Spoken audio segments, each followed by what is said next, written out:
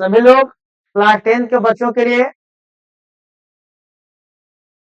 आज हम लोग एक न्यू चैप्टर शुभारंभ करने जा रहे हैं। चैप्टर का नाम आपका है नियामक ज्यामिति या निर्देशांक ज्यामिति। तो नियामक ज्यामिति या निर्देशांक ज्यामिति के बारे में आज के क्लास में हम लोग पूरे समझेंगे। आज का जो हम लोग इस चैप्टर का जो क्लास होगा वो हम लोगों का इसको इंट्रोडक्शन के बारे में बताया जाएगा।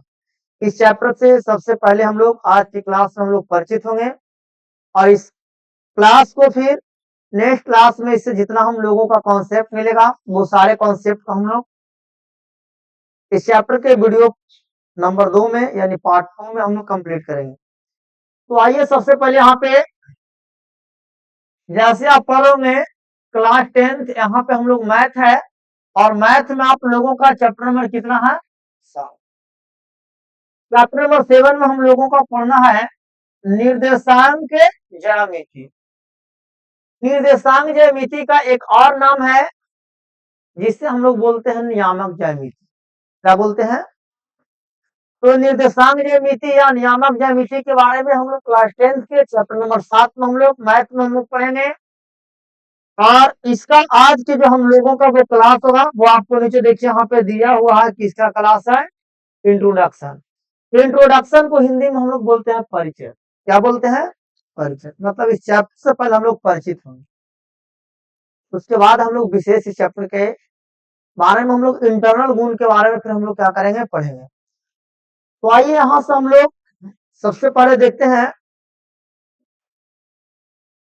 कि सर नियामक ज्यामिति क्या होता है, इसके बारे में हम लोग पढ़ेंगे।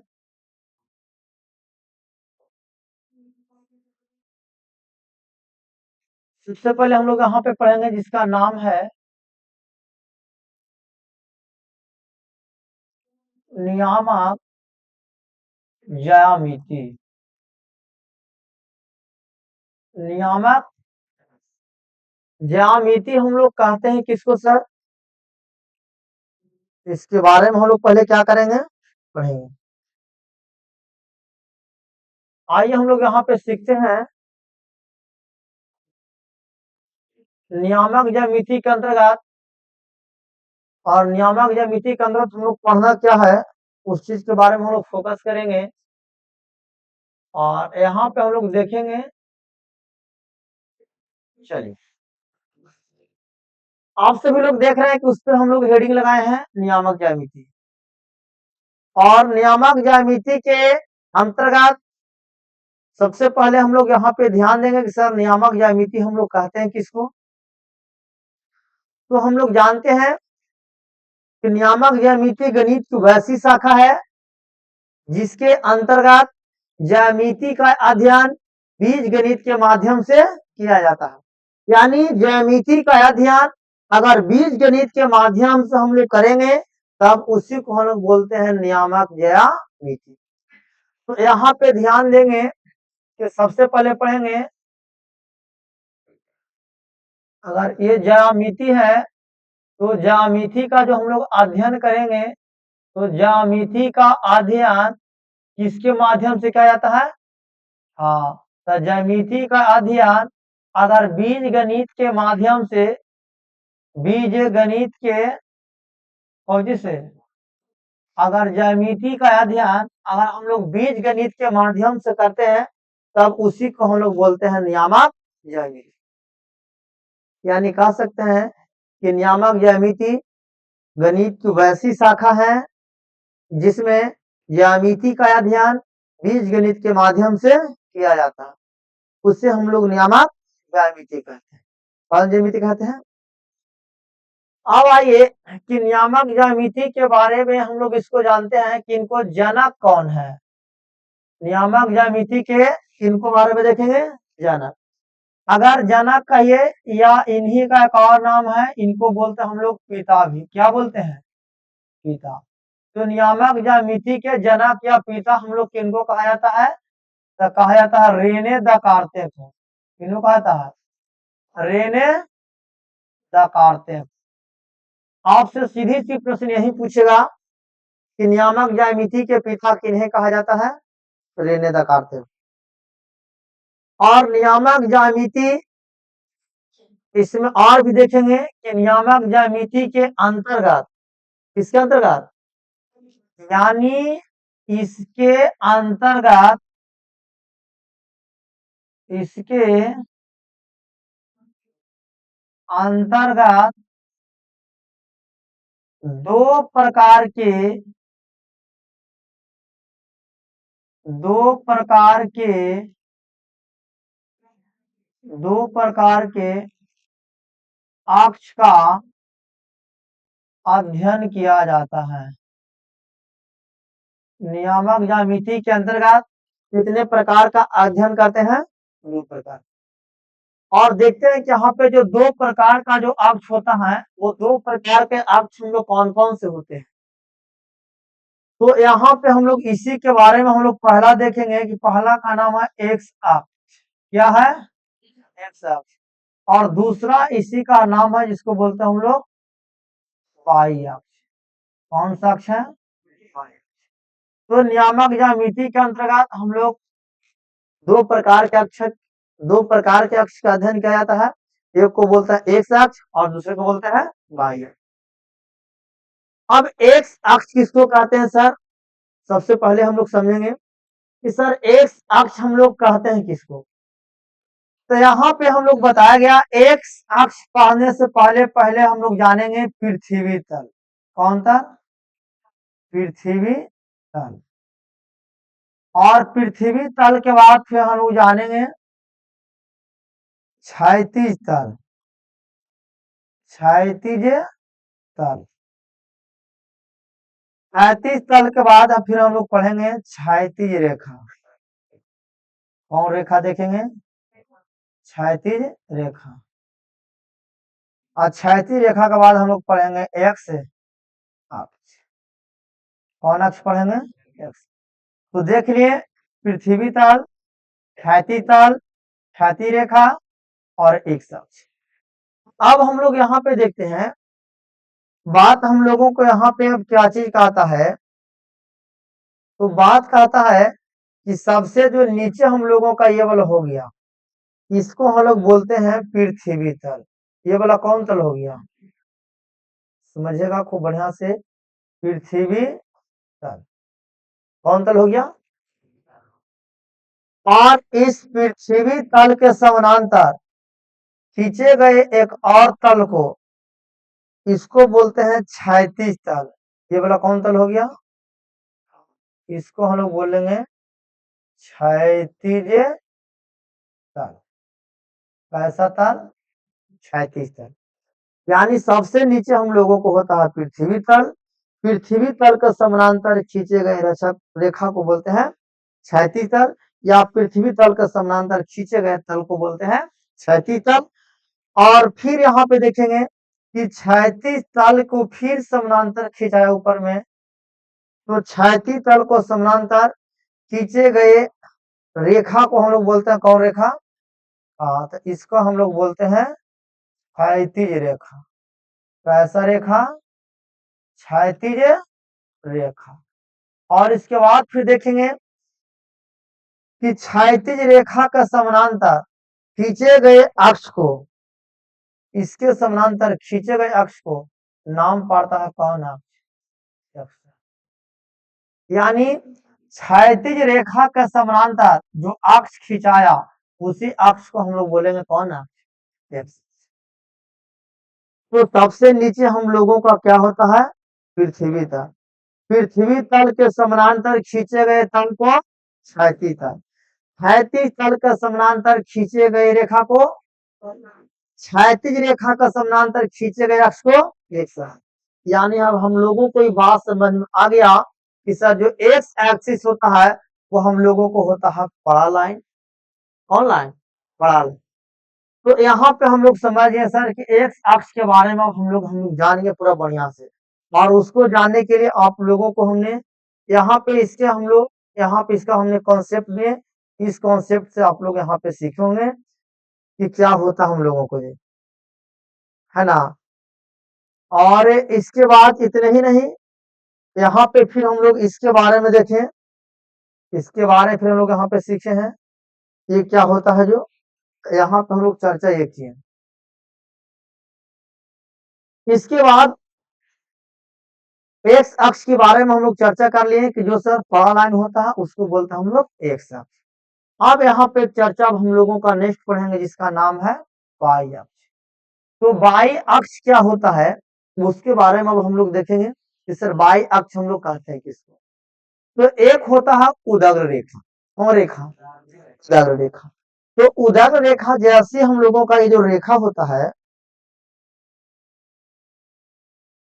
चलिए इस प्रकार के जो रेखा हम लोगों को हुआ, इस रेखा इसको बोला गया उदग्र रेखा। कौन रेखा हो गया? हाँ, इसको हम लोग बोलेंगे उदग्र रेखा। उदग्र रेखा और इसी को बोलते हैं ऊर्ध्वाधर रेखा भी। उदग्र रेखा को ही एक और नाम क्या है? ऊर्ध्वाधर रेखा। तो आपसे उदग्र रेखा कहिए या ऊर्ध्वाधर रेखा कहिए। तो इसी ऊर्ध्वाधर रेखा या उदग्र रेखा इसी के समानांतर एक प्रकार का अक्ष खींचा जाता है और इसी का नाम होता है, इसके समानांतर हम लोग एक अक्ष खींचेंगे, इसी के समानांतर हम लोग यहाँ पे खींच दिए था। चलिए अब इसी के समानांतर हम लोग एक अक्ष खींचे, इस अक्ष का नाम पड़ गया कौन अक्ष? इसको हम लोग बोलते हैं वाई अक्ष।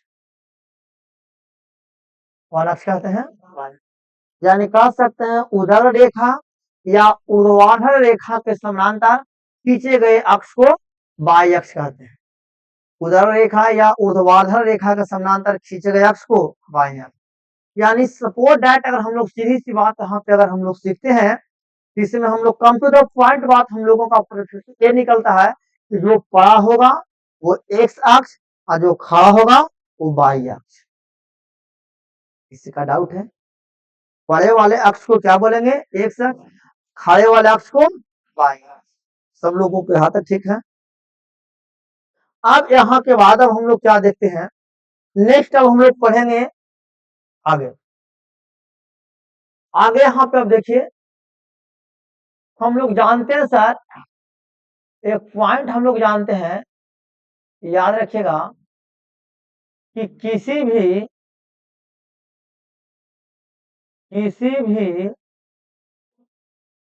बिंदु किसी भी बिंदु का नियामक, किसी भी बिंदु का नियामक एक्स कॉमा वाई होता है। किसी भी बिंदु का नियामक क्या होता है? X comma y. यानी सीधी सी बात हम लोग यहाँ पे समझेंगे मेरे बाला कि नियामक जैसे पूछा कोई भी बिंदु तो उसका हमेशा इसी क्रम में होता है एक्स कॉमा।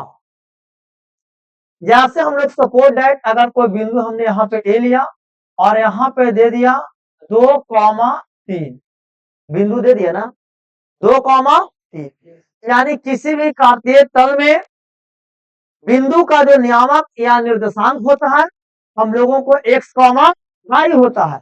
यानी कॉमा के पहले एक्स और उसके पीछे वाले स्थान पर वाई होता है। तो कॉमा यहाँ पे बीच में देखना, एक बिंदु ए दिया, उसका नियामक है 2,3। अब इसमें आप बताइएगा इसमें एक्स का मान कितना होगा? 2 और वाई का मान कितना होगा?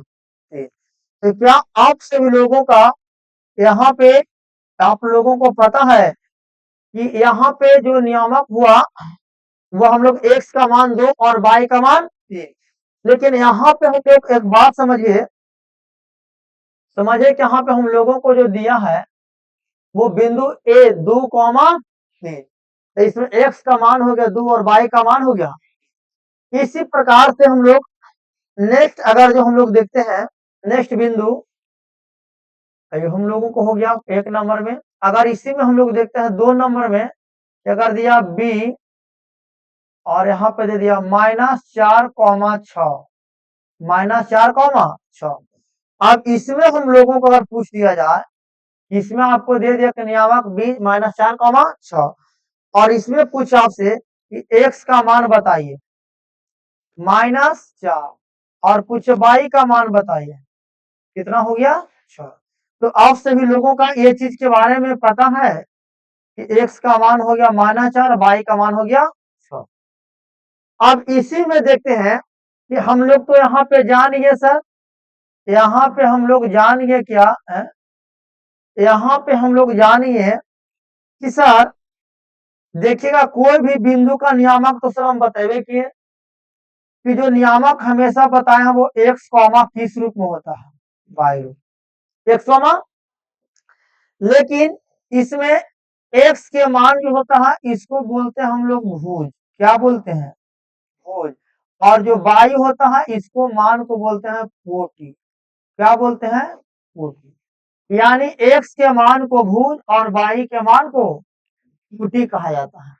सभी को यहाँ ठीक ठाक है, x के मान को भुज और y के मान को कोटि, x के मान को किस कहते हैं भुज और y के मान को कोटि, यानी किसी भी अगर कोई कांपीय तल में अगर एक प्रश्न दिया जाए, नंबर इसमें 1 देते हैं, अगर दिया कि 6 -8, अब इसमें आपसे पूछ दिया जाए कि बताइए 6 यहाँ पे दिया 6 -8 एक बिंदु का एक पी बिंदु का नियामक है, इसमें आपसे पूछ दिया जाए कि बताइएगा भुज का मान कितना हो जाएगा, तब भुज का मान कहेगा माइनस है जी प्लस 6।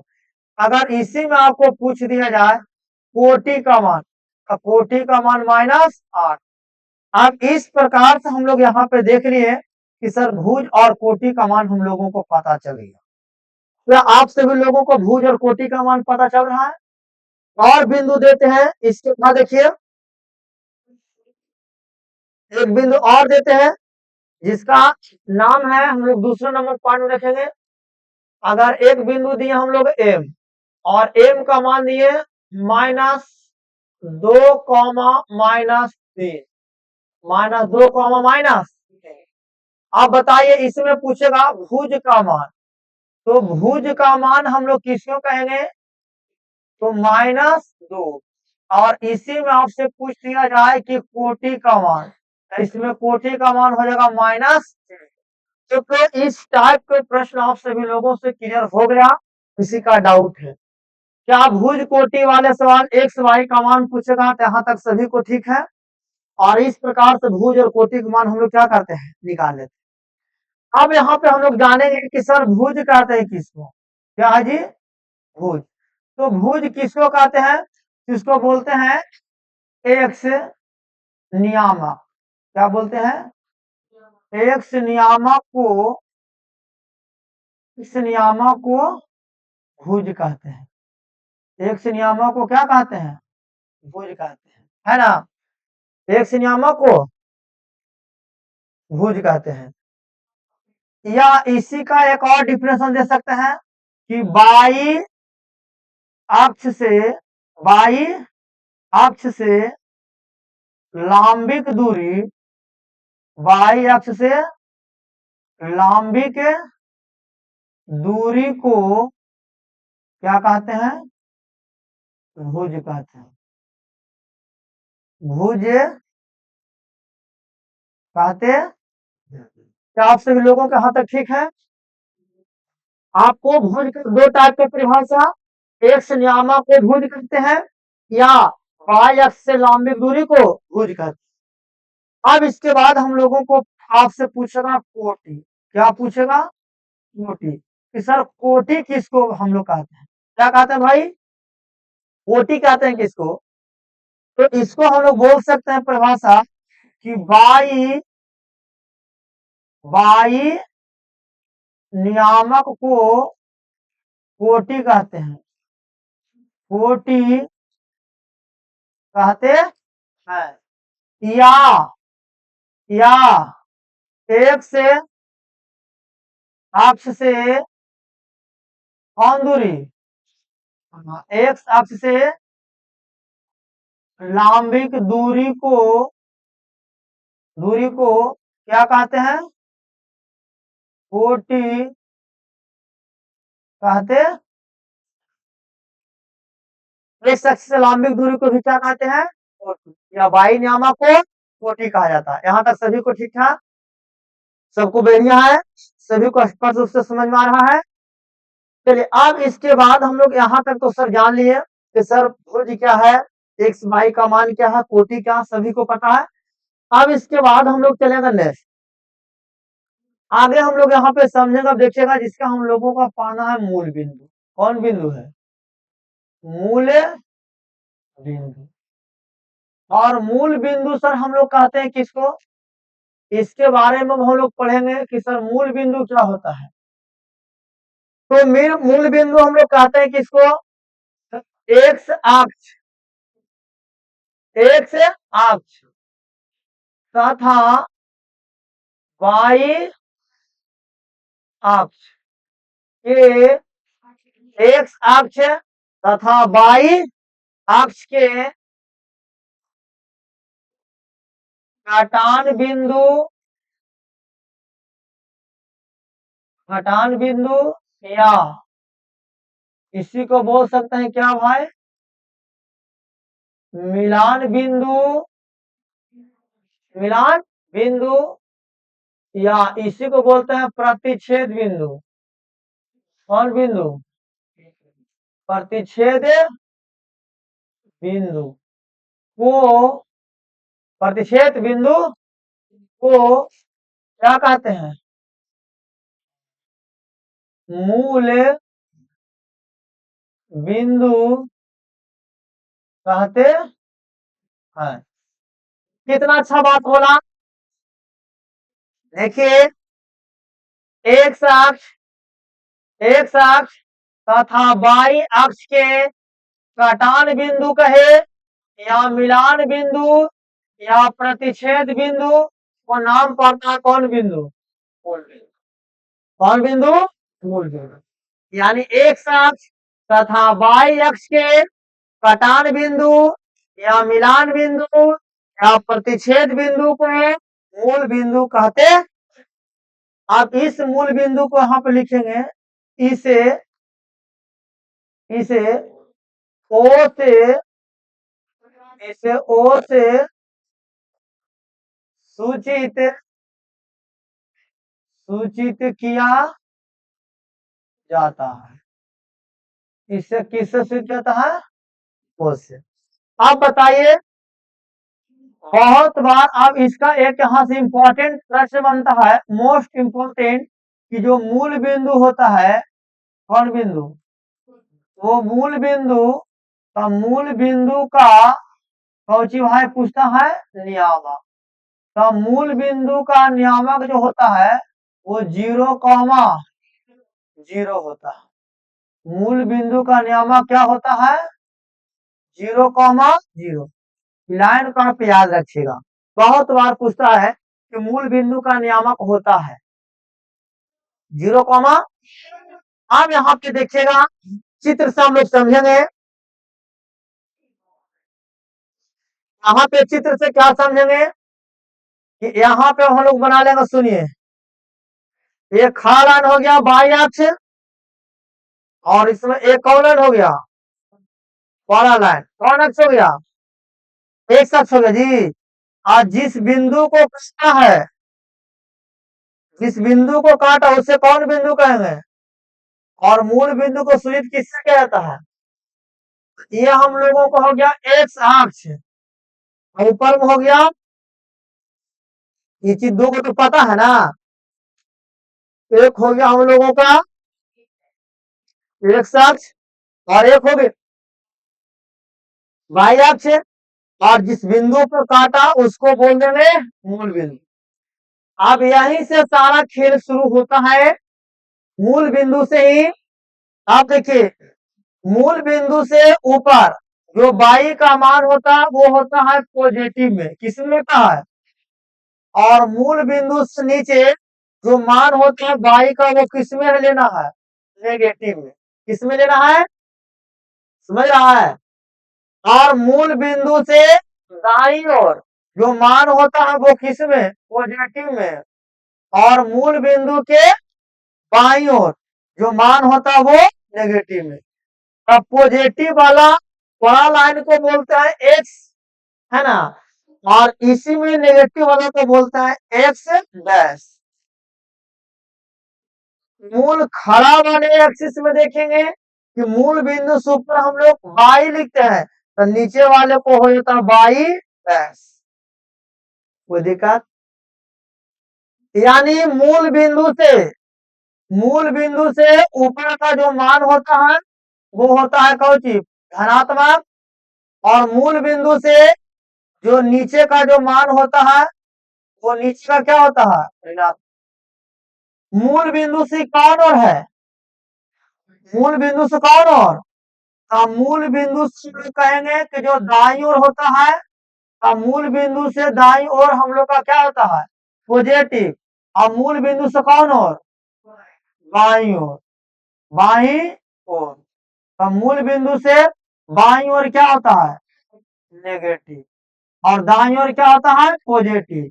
ऊपर में क्या होता है पॉजिटिव, और नीचे में क्या होता है नेगेटिव। इस सारे मान को समझ में आपको आ रहा है। अब यहाँ पे इस टाइप से हम लोग सारे कुछ प्रश्न को पढ़े, है ना। अब इसी प्रश्न में हम लोग देखेंगे,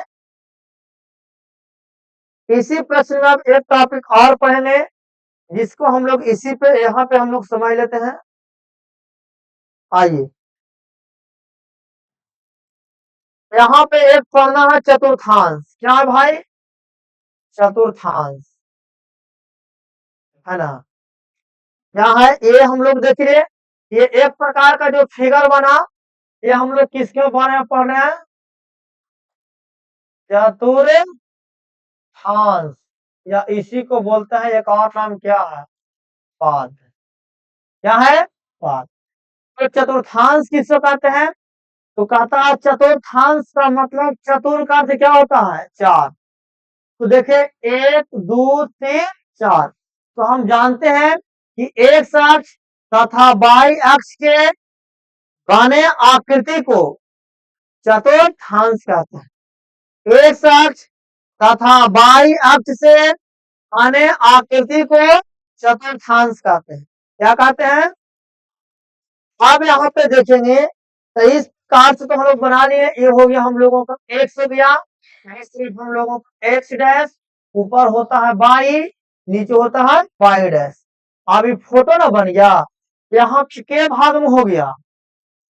देखिए इसको बोलेंगे हम लोग प्रथम चतुर्थांश, इसको हम लोग बोलेंगे द्वितीय चतुर्थांश, इसको बोलेंगे हम लोग तृतीय चतुर्थांश, और इसको बोलेंगे हम लोग चतुर्थ चतुर्थांश। चतुर्थ चतुर्थांश, यहाँ तक सभी को ठीक है।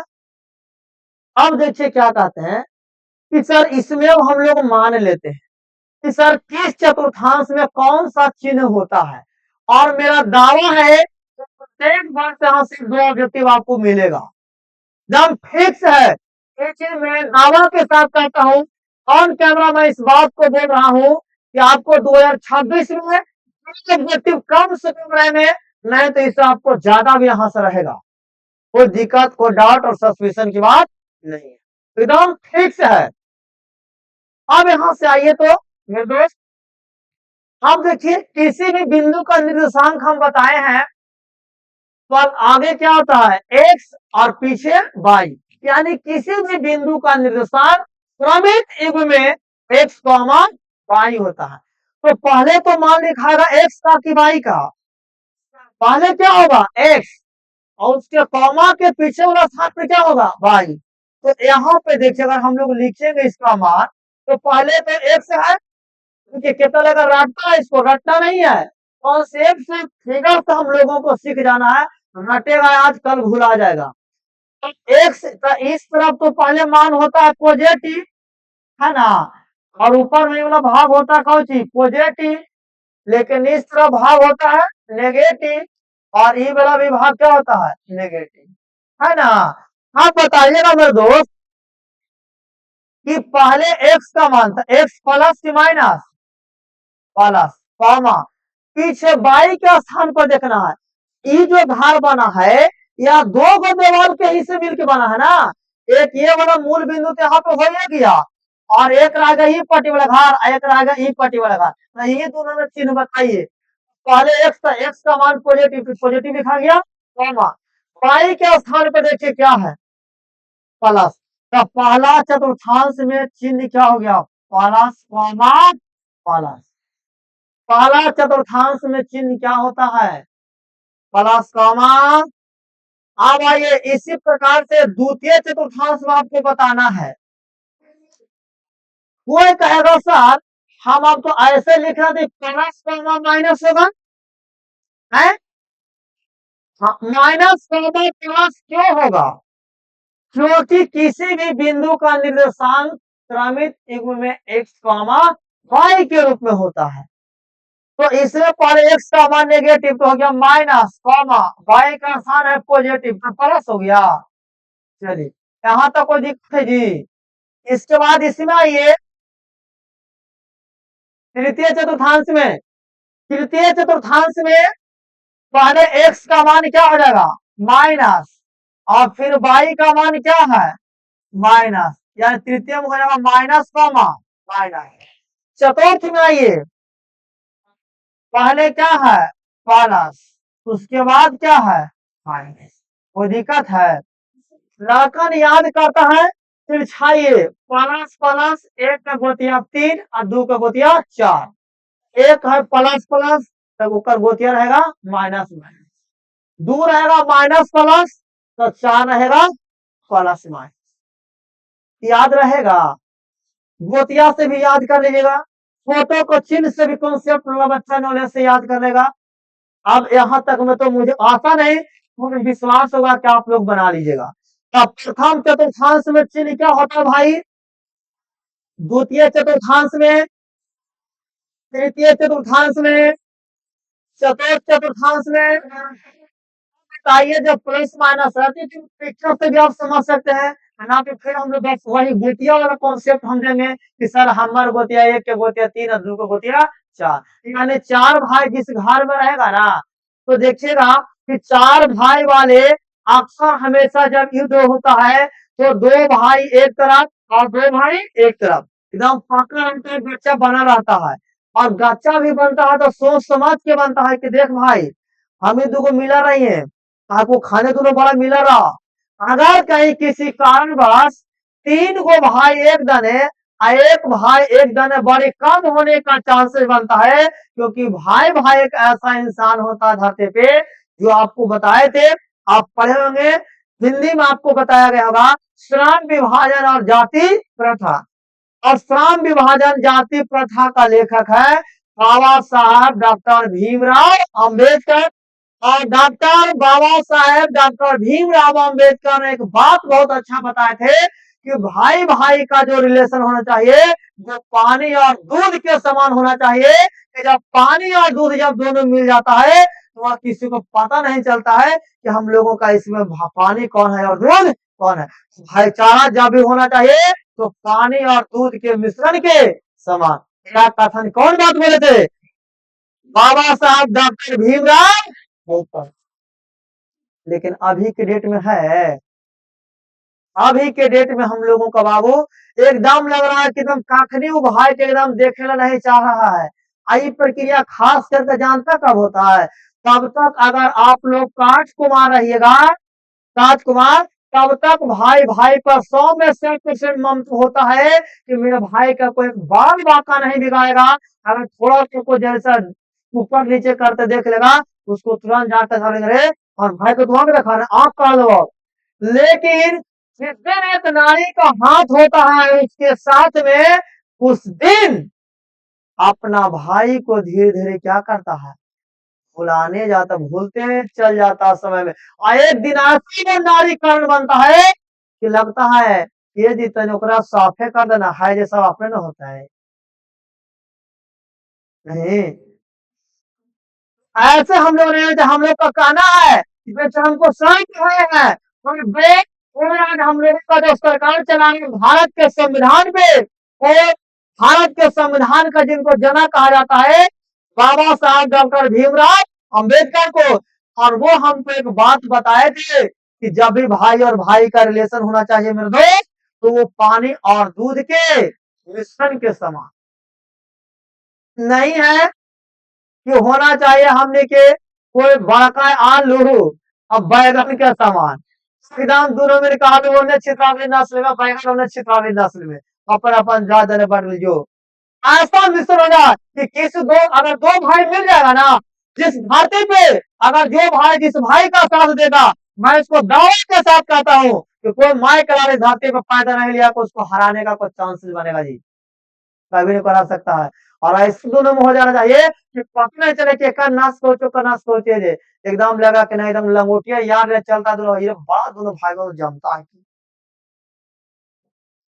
लेकिन ये कितना परसेंटेज पे हम लोगों को देख रहे हैं भाई बड़ा कम परसेंटेज पर हम लोगों को इस सब बात को देखने के लिए मिलता है नहीं ये चलते ये सब चीज पर हम लोग शिक्षित आदमी है हम लोगों को इस चीज को समझना चाहिए जब हम नहीं समझेंगे अशिक्षित लोग क्या समझेगा यहाँ तक हम लोग समझ गए अभी चतुर्थांश पे सभी लोग एक बार कॉन्सेप्ट देखिए मेरे दोस्त जी विद्यार्थी जी आप लोग सभी लोग मेरे विद्यार्थी का इस कॉन्सेप्ट को देखिए और इसको हम लोग प्रश्न चलेंगे ठीक है सब लोग देख लिए ना आधा बीच बाजार में चलिए क्वेश्चन दे रहा है बिंदु 4,6 की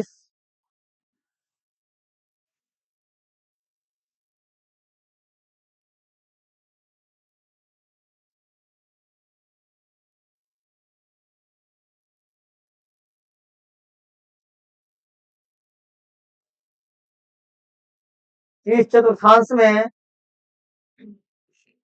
बिंदु 4,6 किस चतुर्थांश में स्थित है ऑप्शन दे रहा है ए प्रथम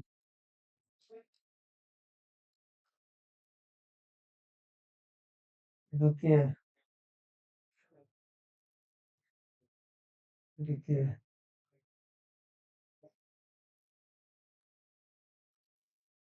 आइए कौन सा ऑप्शन आपका है चलिए यानी इस प्रश्न का सभी लोगों को पता है कि हम लोगों का ए इज द करेक्ट होगा सबको जानते हैं ना क्योंकि देखिए एक अगर ना पूछता चिन्ह क्या छिपा है आए इसका क्या छिपा हुआ है प्लस और इसके अगर सिक्स से अगर ना पूछता क्या छिपा हुआ है प्लस तो प्लस को हम प्लस किस चतुर्थांश में है प्रथम चतुर्थांश में अगला क्वेश्चन है रहा है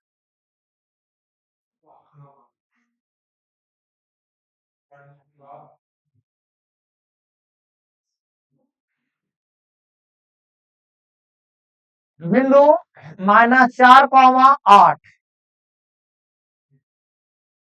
किस पाद में स्थित है चलिए किस पाद में स्थित ऑप्शन दे रहे हैं भाई चुनिएगा कितना तो अपन समझ रहे नहीं हो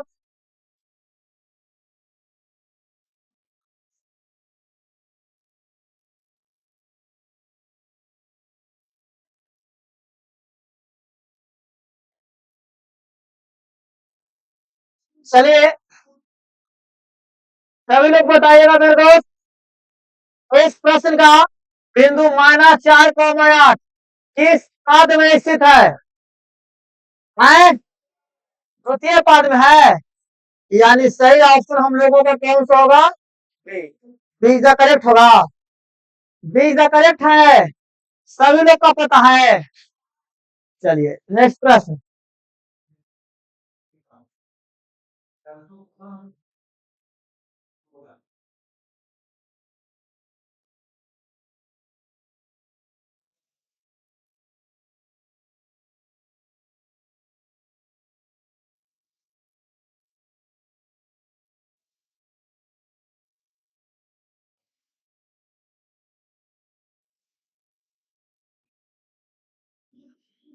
चलिए बिंदु -2,-3 किस चतुर्थांश में स्थित है ऑप्शन ए है प्रथम बी है द्वितीय सी है तृतीय और डी है चतुर्थ। बताइएगा मेरे दोस्त, कौन सा चतुर्थांश में स्थित है?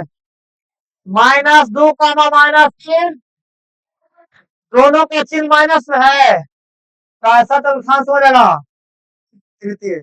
इस टाइप के प्रश्न आप बोर्ड में हमेशा पूछता है जी।